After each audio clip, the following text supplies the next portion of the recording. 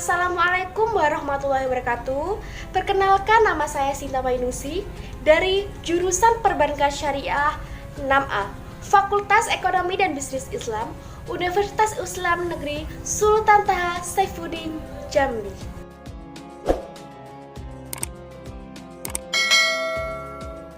Baiklah, saya di sini akan menjalankan KKNDR yang berbasis media sosial secara individu. Video tentang bagaimana cara terbaik menyikapi virus corona menurut Islam. Bagi kaum muslimin, munculnya wabah COVID-19 ini bukanlah hal yang baru. Dalam banyak literatur dan dari sejarah Islam, sudah memberikan tuntunan dikala menghadapi wabah. Nabi Muhammad SAW mengatakan, jika dalam suatu wabah, mereka ada di daerah itu, jangan keluar dari wilayah tersebut. Mereka yang di luar wilayah itu jangan datangi tempat wabah itu. Dalam istilah sekarang ini dikenal sebagai lockdown atau karantina. Nah, selanjutnya begini cara terbaik menyikapi virus corona menurut pandangan Islam. Pertama, berikhtiar menghindari dengan memerhatikan hukum kausalitas sunatullah. Misalkan kita harus mencuci tangan ketika akan makan atau minum, atau baru datang dari berpergian. Kedua, kita bertawakal sepenuhnya kepada Allah setelah berikhtiar. Bahkan kita yakin sepenuhnya atas usaha sungguh-sungguh pemerintah dalam menanggulangi pandemi COVID-19 ini. Selanjutnya, hikmah wabah virus corona dalam Islam. Pertama, satu, mengangkat dan menghapus dosa. Hal ini sesuai hadis Rasulullah SAW dari Abu Hurairah. Ia berkata, Rasulullah bersabda, ujian senantiasa menimpa orang beriman pada diri, anak dan hartanya, hingga ia bertemu Allah dengan tidak membawa satupun dosa atasnya. Hadis riwayat Tirmizi. Kedua, tanda kebaikan dari Allah. Sesungguhnya besarnya balasan tergantung dari besarnya ujian. Dan apabila Allah cinta kepada suatu kaum, Dia akan menguji mereka. Barang siapa yang ridho, maka baginya keridhaan Allah. Namun barang siapa yang murka, maka baginya kemurkaan Allah. Hadis riwayat Tirmizi.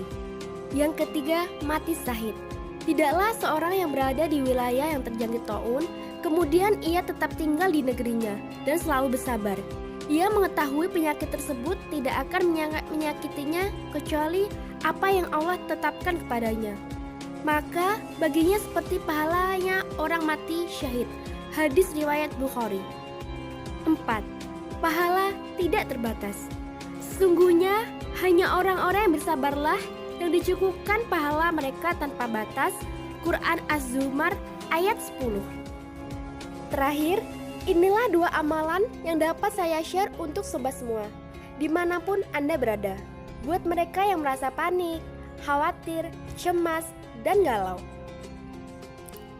Yang pertama, zikir hasbunallah wa ni'mal wakil. Cukuplah Allah menjadi penolong kami. Allah Ta'ala menceritakan mengenai Rasul dan sahabat dalam firman-Nya, Quran Surat Al-Imran ayat 173. Yang artinya yaitu orang-orang yang menaati Allah dan Rasul, dan kepada mereka ada orang-orang yang mengatakan, sesungguhnya manusia telah mengumpulkan pasukan untuk menyerang kamu. Karena itu takutlah kepada mereka. Maka perkataan itu menambahkan keimanan mereka. Dan mereka menjawab, cukuplah Allah menjadi penolong kami, dan Allah adalah sebaik-baiknya pelindung. Quran Surat Al-Imran ayat 173. Yang kedua, zikir la ilaha illa anta subhana inni kunna minaz zolimin. Tidak ada Tuhan kecuali Engkau, Maha suci Engkau, sungguh aku termasuk orang-orang yang zalim. Allah Ta'ala berfirman, Al-Anbiya ayat 87. Yang artinya yaitu, dan ingatlah kisah Zunnun atau Yunus ketika ia pergi dalam keadaan marah, lalu ia menyangka bahwa kami tidak akan mempersempitkannya atau menyulitkannya, maka ia menyeru dalam keadaan yang sangat gelap, di dalam perut ikan. La ilaha illa anta subhanaka inni kunta minadh-dhalimin. Bahwa tidak ada Tuhan selain Engkau, Maha Suci Engkau, sungguhnya aku adalah termasuk orang-orang yang zalim. Surat Al-Anbiya ayat 87. Itulah teman-teman video dari saya. Ingat jangan lupa komen, like, dan subscribe. Terima kasih yang sudah menonton.